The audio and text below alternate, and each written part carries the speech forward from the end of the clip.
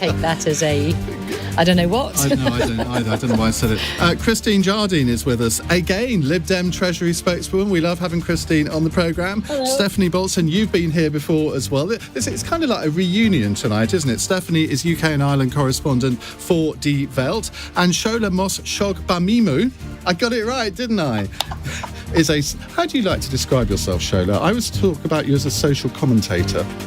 Well, I suppose I am, but I'm also a lawyer, a political and women's rights activist, and the author of This Is Why I Resist. Excellent. Now, if you'd like to put a question to any of our panel, the number to call is 0345 6060 973. You can watch us on Global Player, on the LBC website at lbc.co.uk, or the LBC YouTube and Facebook channels. Call 0345 6060 973. Tweet at LBC. Text 84850. Cross question with Iain Dale. This is LBC. Well, let's get on with the programme and go to our first caller. It is Chris in Croydon. Hello, Chris. Oh, good evening, Iain, and good evening, panel. Yes, my question is this. France has refused the Home Secretary's offer of security personnel to help patrol their coast. What is France's motives? Christine, let's come to you first on this. Well, it's difficult to think about how we would react if another country said, tell you what, we will send you our guards to look after your borders because we don't like what you're doing.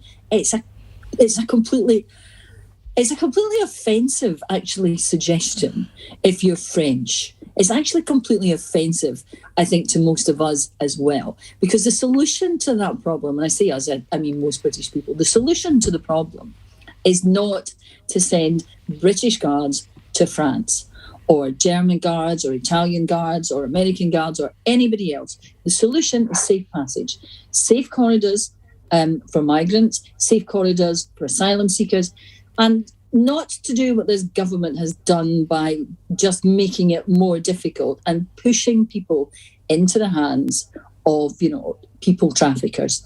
And also the other thing they've done, which I find unforgivable, is that they have cut foreign aid at a time when the world needs the UK's soft power and American soft power to help sustain democratic institutions, to help sustain democratic countries, and to stave off the sort of civil unrest and crises we're seeing in countries all over the world.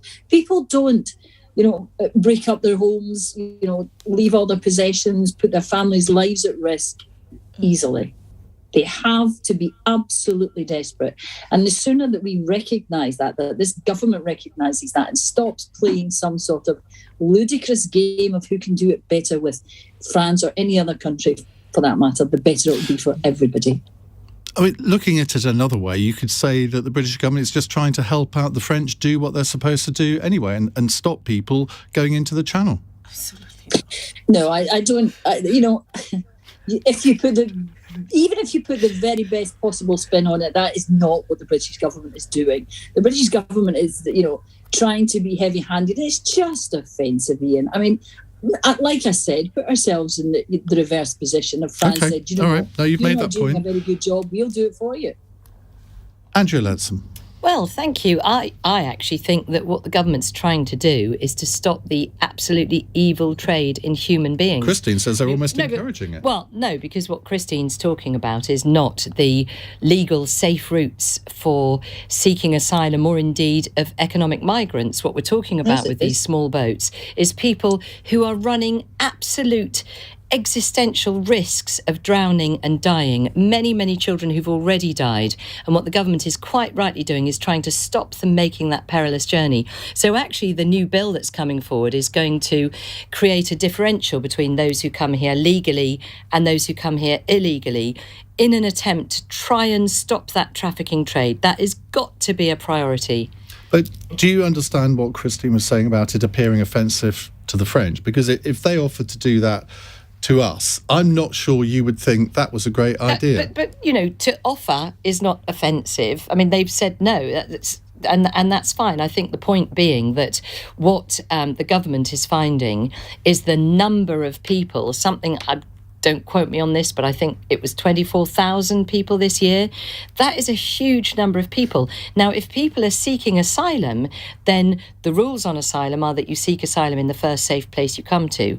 And so clearly, France is a very safe place, and there are issues there, therefore. But what the government's trying to do is France isn't necessarily the trade. Sorry, Christine. The France isn't necessarily the first country that they've come to. No, indeed. It's often Greece and Italy.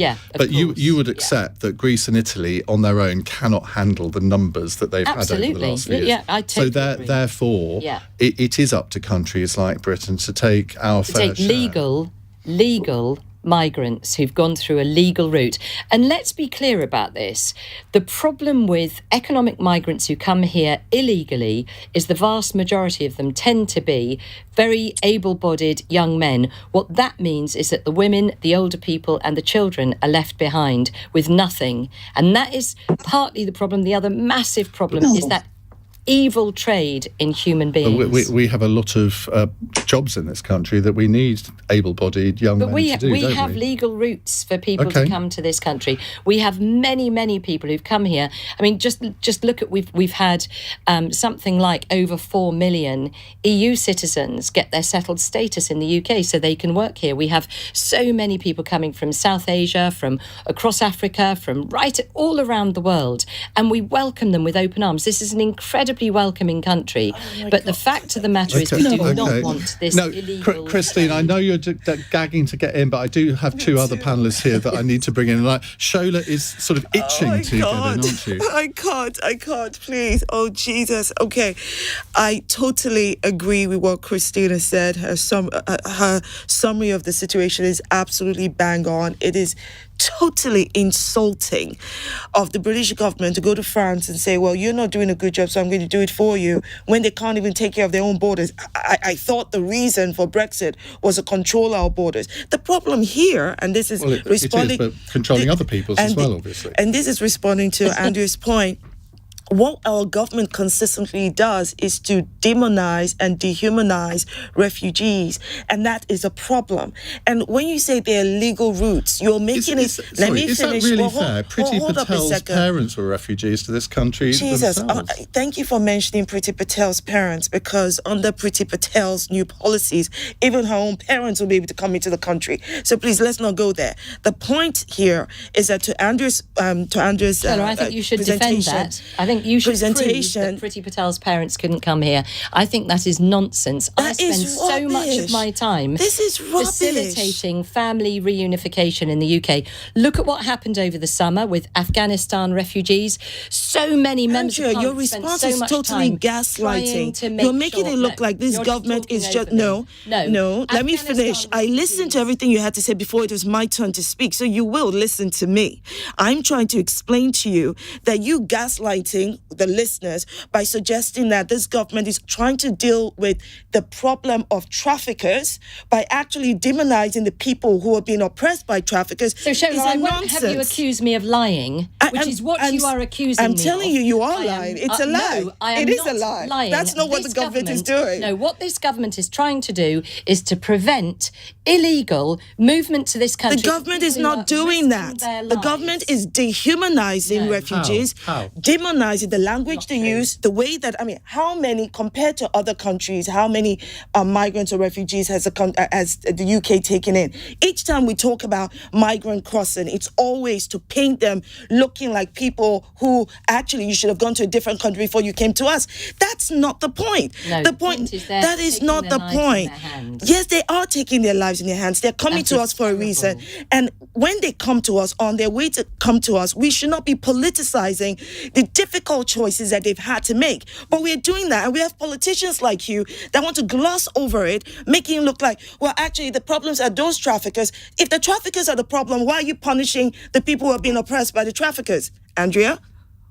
I'm not punishing anyone. Yes, you are. No, the policies in place are doing that. What I am explaining is that legal routes to migration are an absolute priority, that very often the illegal routes favour the traffickers and lead to people dying. And also, it tends to be those who can get here, leaving behind the elderly, the women and the children, and the sick and the infirm, who therefore are not able to get so there. those legal routes are not available to everybody. Routes are available to everyone. The fact that some have to use... Hold on one second.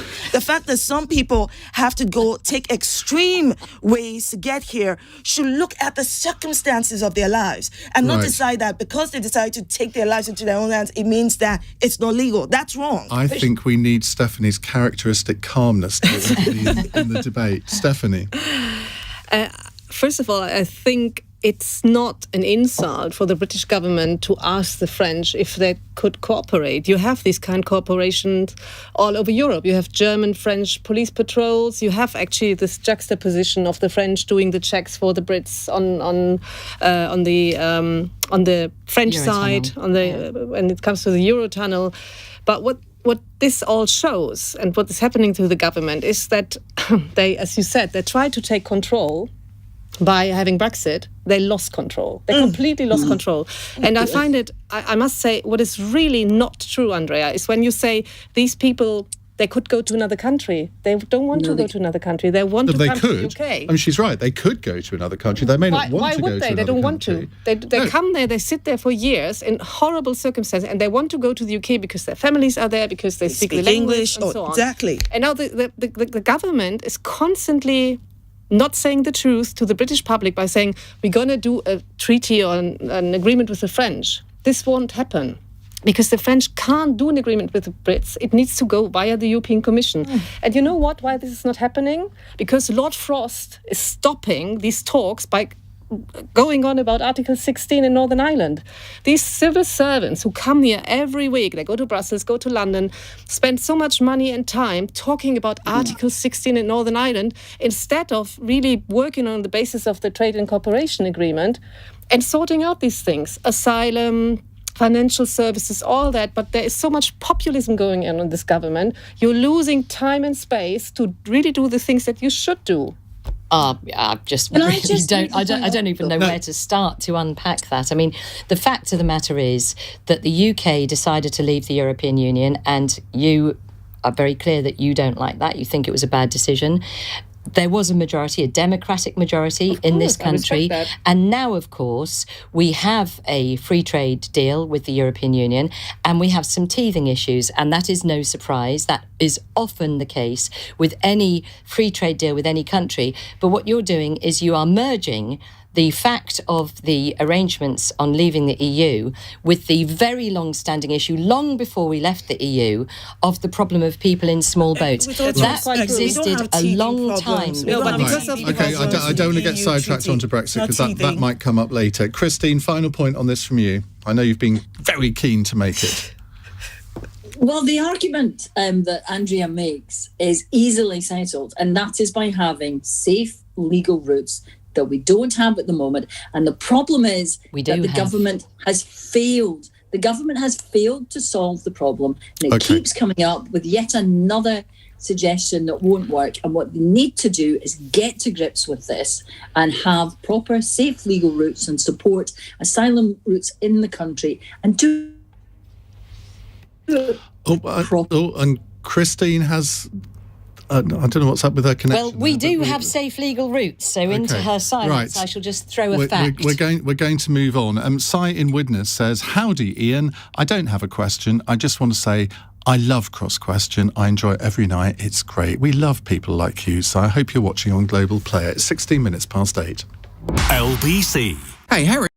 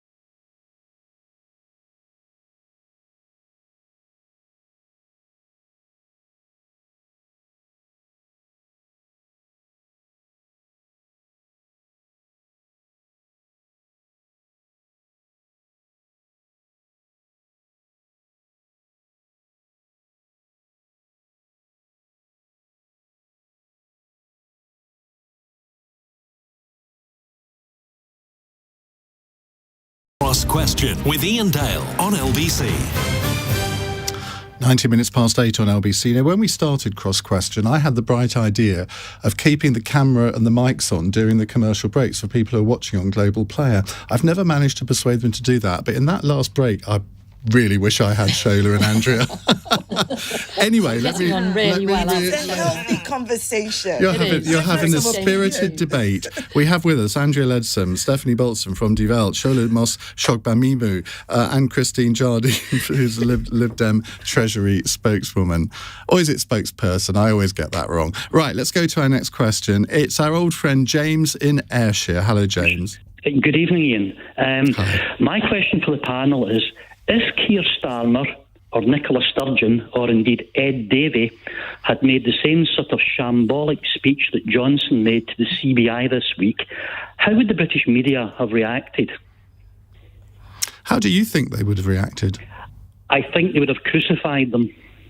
Don't you think they have crucified him? Did you not hear me last night crucifying him? In Sainsbury this morning, I looked at all the Tory papers and there was not one single mention of it in the front pages of any of them. OK, Stefanie, answer the question. And also, how would the German media... Well, how did you cover it? How did you write about the CBI speech? No, I didn't write about that, but I saw actually there was a lot of coverage in Germany about this. Asking me as a German who has been living with Angela Merkel for 16 years and comparing her to Boris Johnson is impossible. But last night, I must say... I admit, when I go to the Tory party conference, I enjoy the speeches. They are very good. They're very entertaining. Last night was the first time, or yesterday, when I listened to it again and I thought, this is just too much now. This is not funny anymore. This is not the dignity of the office of the Prime Minister. It was just embarrassing, and it's embarrassing for the country. And of course, it feeds in the opinion of those who say he's not up to the job. So I think for the party, and then the comments coming out this morning and the coverage in the British press was quite abysmal. Let me play devil's advocate, which is my role in these situations. Everyone has an off day. Everyone, I'm sure, Andrea, you've lost your place in a speech once or twice and had to recover from it. Not everyone has, I suppose, talked about Pepper the Pig in a speech to the CBI. But, I mean, that is very...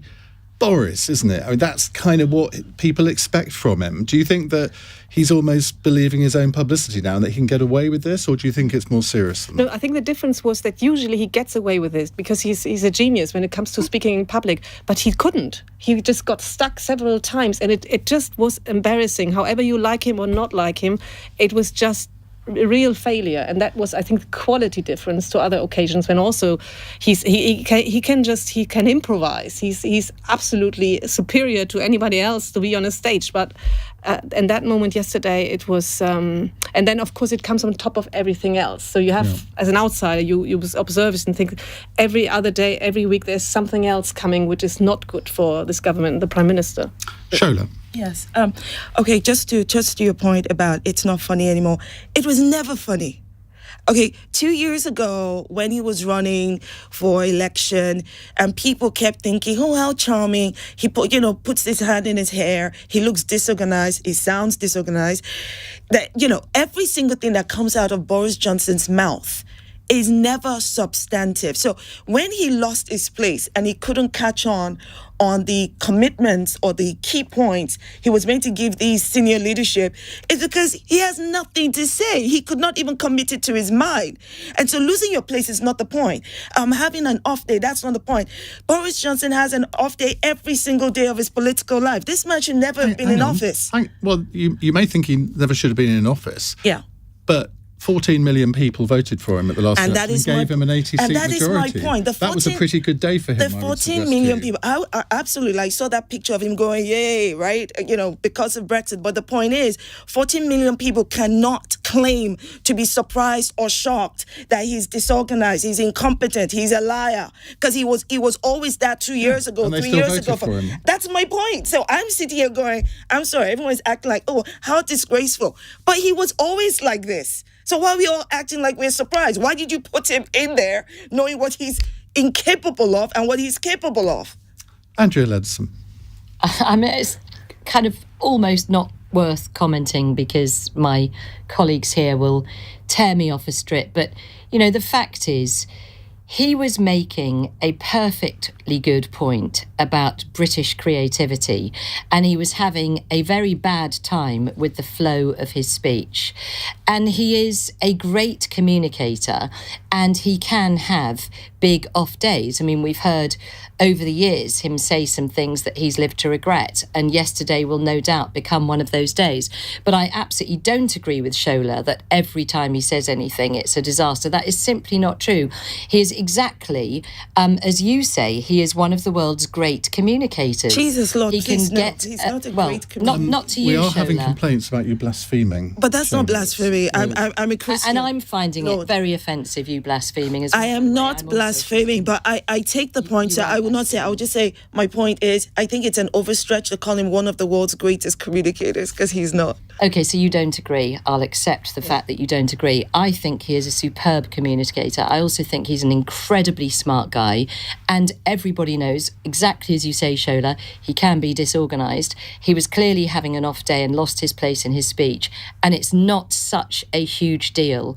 I mean, he was making what was a very valid point about British creativity. He was saying that, statist approach would not come up with something as amazing as Peppa Pig, who looks like a giant pink hairdryer, which in fact he does. I mean, so many people, my kids included, love Peppa Pig. I quite like Peppa Pig. In fact, my husband can do a good impression of Daddy Pig's snort. Would you like me to do that now? Yeah, if you wish to, yes. No, that's fine. I think I've gone far enough down that. Christine. I am absolutely astonished. There's a surprise. It's astonishing. British business is crying out for clarity. They're crying out for leadership. They're crying out for a prime minister that can give them some vision of the way ahead. And what they got yesterday was a prime minister who couldn't complete his speech and ended up rambling on about a cartoon character that nobody could follow. If he was one of the great communicators, he could have stood there and if he'd lost his place, done it off the cuff. Great politicians, I'm sure Andrea's done that. She's lost her place in a speech and thought, you know what, I need to talk about this. And he couldn't do it. And what we have at the moment is that those 14 million people that Iain talked about voted for a government that promised them certain things. And they're not getting it. And one of the things they thought they were voting to get Brexit done, for example. One of the things that businesses voted for, Andrea, was support, clarity, to know where they were going. And they've got a prime minister who's not providing that right now. And a lot of people voted. A lot of people believed the promises about no tax hikes, who are now facing a tax hike. A lot of people are going to struggle through this winter because of the crisis in the cost of living and energy. And in the same way as they failed over the migration problem, they have totally failed. Your government has totally failed to fulfil its promises to the British people. And Boris's chaotic performance yesterday was a metaphor for the whole thing. Andrea, how do you think he can get himself out of this? Because as Stefanie said, it's not just one speech. There have been lots of issues over the past few weeks that have afflicted the government. And to be fair, all governments go through squalls like this. But the key question is how they get themselves out of it and rebuild, I suppose, the trust with the public that may have been eroded over the past few weeks. And the Owen Paterson thing, one or two other things too. Do you think part of the problem is that, and you've sat in cabinet for many years, that in this particular cabinet, there aren't people who stand up to Boris Johnson. There aren't people who say, look, mate, you've gone too far on this. You need to row back, or this is what you need to do. It seems to me to be a very sort of rubber stamping cabinet.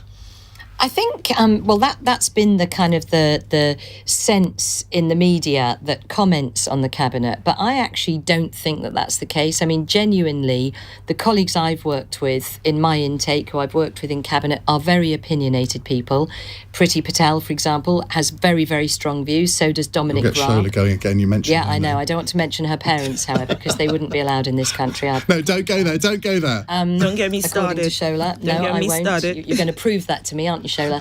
But no, I mean, genuinely, I think that it's been a bad few weeks. Completely agree, and of our own making, and that is awful for any government. However, there are great strides forward being taken. I mean, I'm hoping we're going to get on to social care, because I actually do think. Funny enough, that is the next question. Is that the next question? Good, because I do genuinely think that people will find that they will be in a significantly improved position. Now, quite often, when something first is put forward, there's all of the sort of negative, because inevitably, because of social media, you get a huge amount of campaigning and a load of, are you privatising the NHS? And then that dies down, because after the fact, people can see, no, of course not. You know, the NHS will always be free at the point of use, etc. Every party is committed to that. So there's a kind of like a rumour mill that sparks, and then there's a whole controversy, and then when it settles down, it's actually significantly improved. So I think that's competent government. Can I just correct the point that it's not been a bad last few weeks, it's been a bad last 2 years since Only Boris, 2 years? No, I'm just saying since Boris Johnson, maybe more, absolutely, but we're talking about this current government. It hasn't just been the bad past few weeks.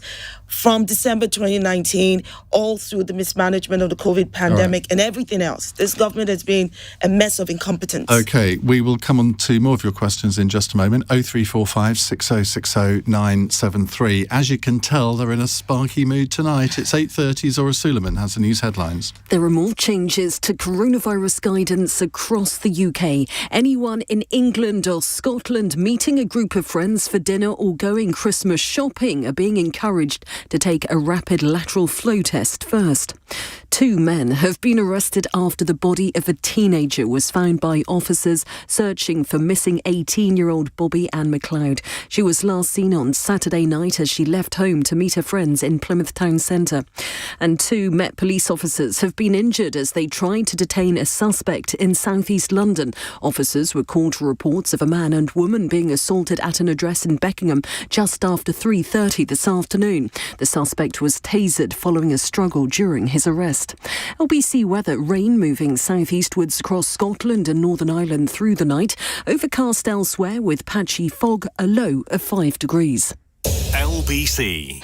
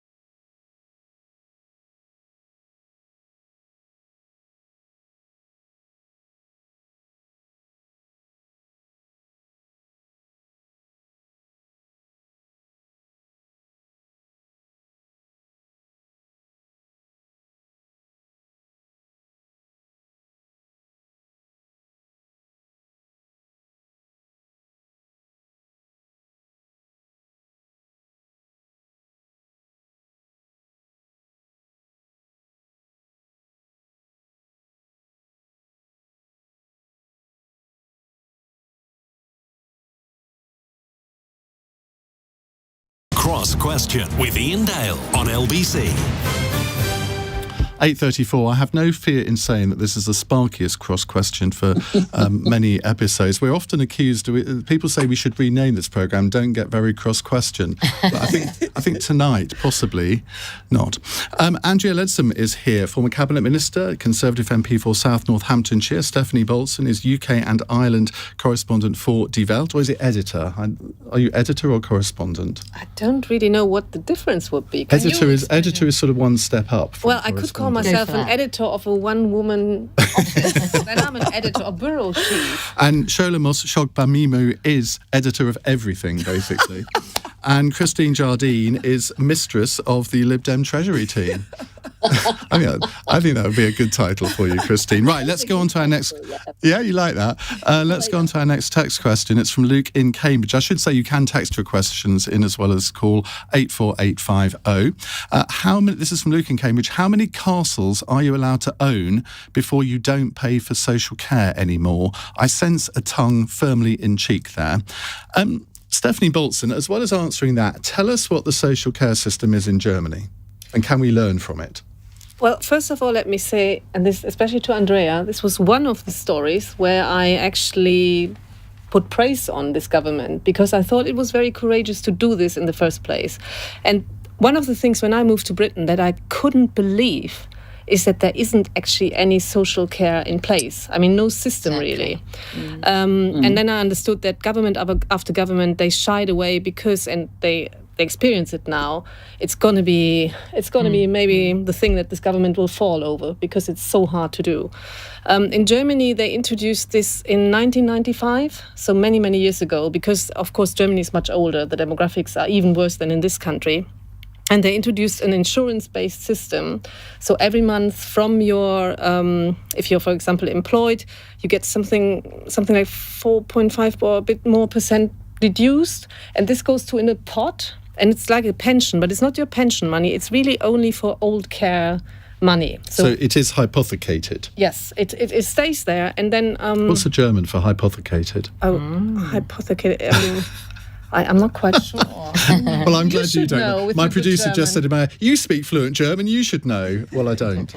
It just sits there, right? So it's waiting for you, if you use it, of course. And I just went this summer, actually, my lovely auntie who died at 94, she... Just to explain how it works then. And then you can apply for different stages of social care. And then, for example, you get a cleaner, or you get someone in once a week who does your paperwork. You have someone who helps you to go to the doctor. And then when she got more and more ill, she would have a carer 3 times a day coming into her house, looking after her.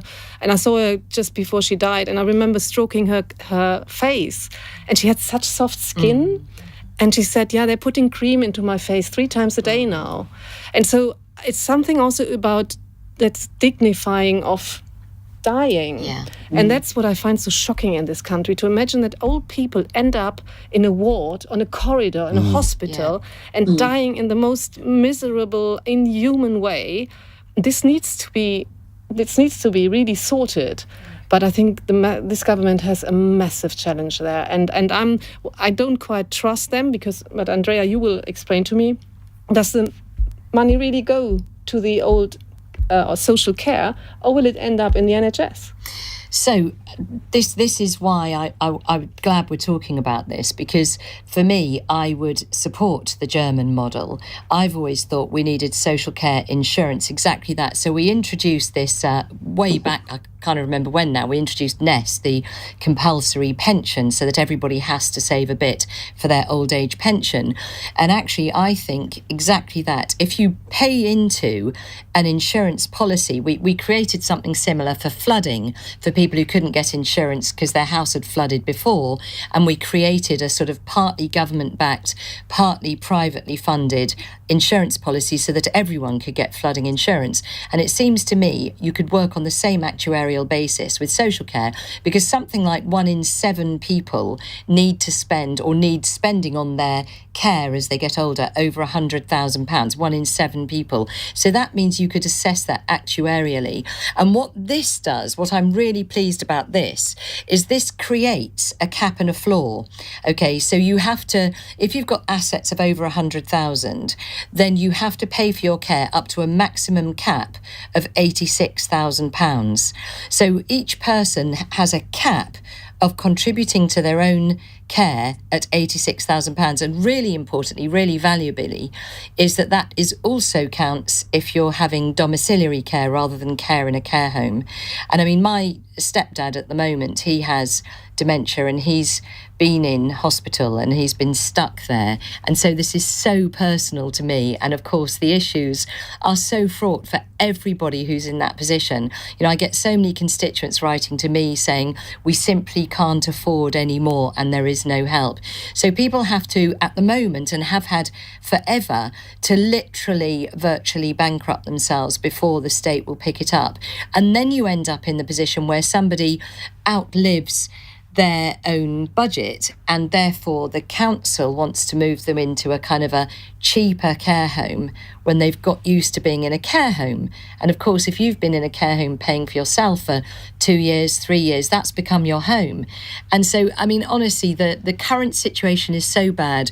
This, I think, creating a cap and a floor is going to give the certainty that then will allow financial products to come out.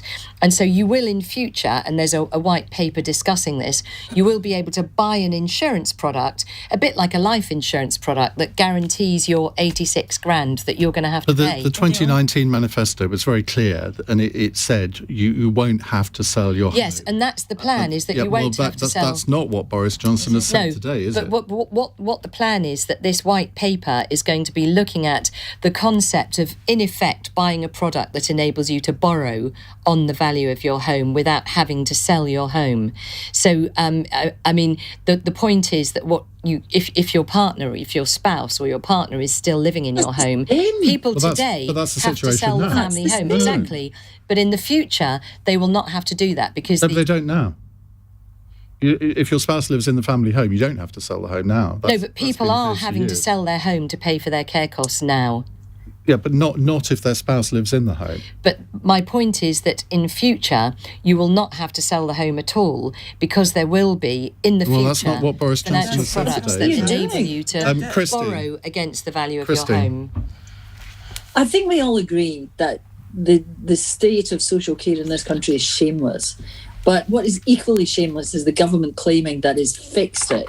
They promised, as Iain said, that nobody would have to sell your house. Now, Andrea is saying, you can take out an insurance policy and borrow against it, but you still lose the house. And £86,000 is a lot of money and will still mean people will have to give up their property and their money in order to be looked after in their old age. And that is simply not acceptable. And what Boris has done is he told us he had an oven-ready plan, which turned out to be half-baked. And now he's moving the goalposts to make it less generous for those who can least afford it by tinkering with the rules about councils.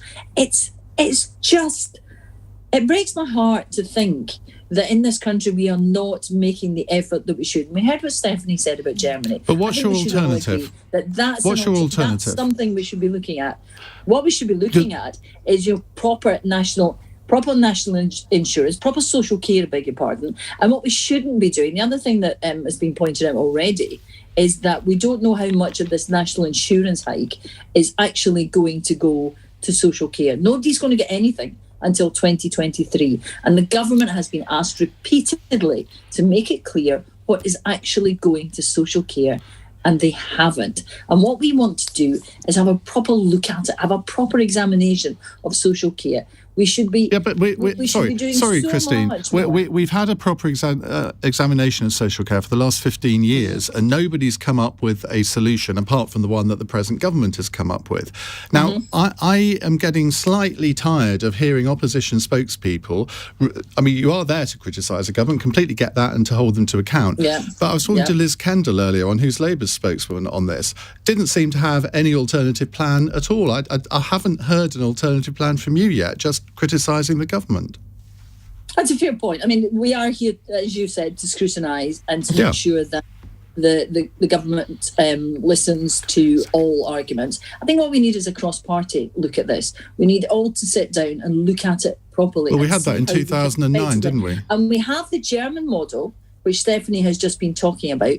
We have the German model. And yes, we did, in the coalition, we looked at this as well. We have the German model. We should look at how we implement something like that in this country. Okay. And we shouldn't be tinkering around the edges. But like Christine, Boris. that is what we're looking at. All right, That is the point let's of the go to Shola. We haven't heard from Shola yet.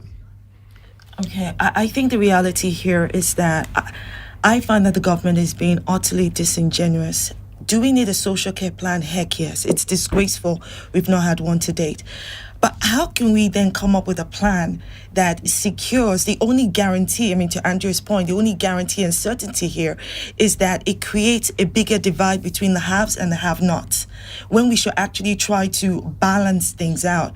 So at the end of the day, people with far less will end up losing the value of maybe their most prized assets, say their homes, compared to people who have greater values. That is not fair to me. Yes, we do need a social care plan. I would have probably thought, you know what, why not do it the other way around, so that those with less, when they reach a certain cap, they don't need to pay anything anymore. But no, we're not even looking at that. What we are doing is protecting those with plenty and helping them to be able to secure 90% or close to 90% of their asset value. That for me is not fair. That's the only guarantee and certainty I see here. I don't see an actual plan that will provide a fair and balanced social care for as many people as possible, because there are more people in this country that don't have than a few that do have. Okay, I think we're going to move on there. Thank you very much indeed for your question, Luke in Cambridge. We'll come to more of your calls in just a second. It's 8:46. LBC. Nick Ferrari at breakfast. Weekday mornings from 7. Double child rapist and murderer Colin Pitchfork, who now is back behind bars. Philip Musson was the uncle of Dawn Ashworth, second victim of Colin Pitchfork. It is suggested that there needs to be a review, that victims' families would get a bigger say over the potential release of criminals. I've been full support of that, because at the moment it feels as though the agencies only advocate for the rights of the offender. I'm thinking about the memory and justice for Linda and Dawn and the protection of the public. Nick Ferrari at breakfast. Back tomorrow morning from 7. Listen on your radio and on Global Player. LBC. The world.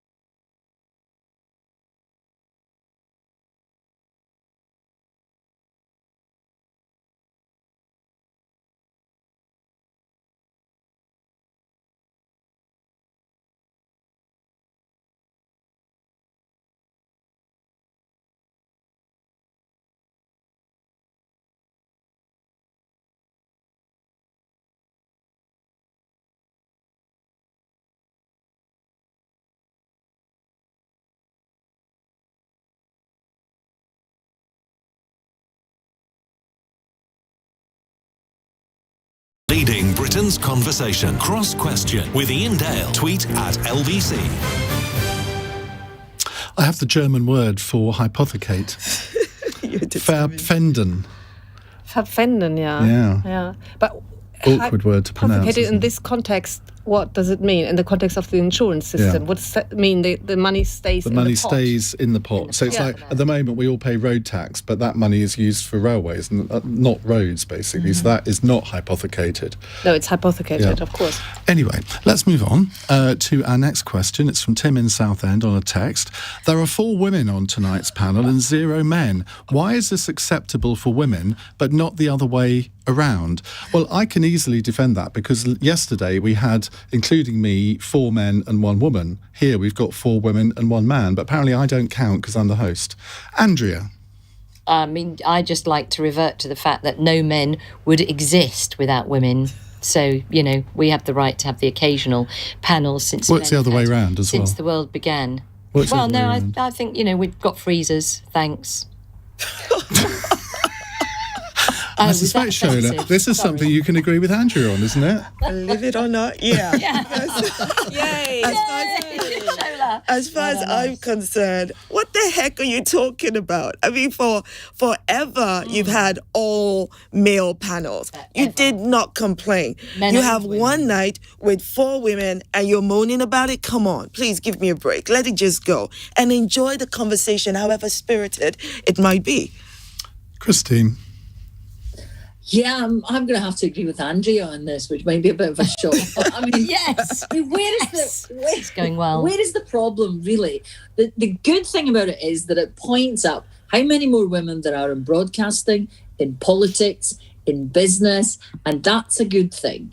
If you had an all-male panel tomorrow night, I would still listen. I would miss the interaction, and I think it's important that we have a wide variety and diversity in this country, and we reflect that in always, not just gender, but ethnicity, disabilities, all sorts of things we should be reflecting. Well, of course, I might be replaced soon by a new presenter on LBC, Andrea Marr, possibly. You never know. Stefanie? I just find this the question is such interesting. I would like to ask Tim, why does he ask that question? Does he feel threatened? It's a text, you can't. Oh, yeah, but I mean, why is that a question at all? Yeah. There's something simmering that men feel insecure that their position in society is threatened if more women are in public. He has got a point, though, because I think if we did have a panel of 4 men and I was the host of the panel, so 5 men, no women in the studio, that would be unusual. And in fact, I can't remember. I think that has happened once on the show. And we have had all women panels many more times than once. And I know that I would get a lot of abuse if we had I would have pointed out an issue with that, because as far as I'm concerned, you need to be more progressive, and having an all-women panel is part of your progression. That does not mean we're excluding men, and because I know for a fact you don't exclude men, right? They're all over the place. But we don't give women enough platforms. And yes, you do platform actually, women. are we even allowed to use that term now? Should I say we have a panel full of cervixes, for example? What the heck are you on about now? Talking of which, let's move on to James in Watford, who has a question along those lines. Hello, James. Good evening. Should teachers celebrate or challenge wokeness? Oh, I love questions like this.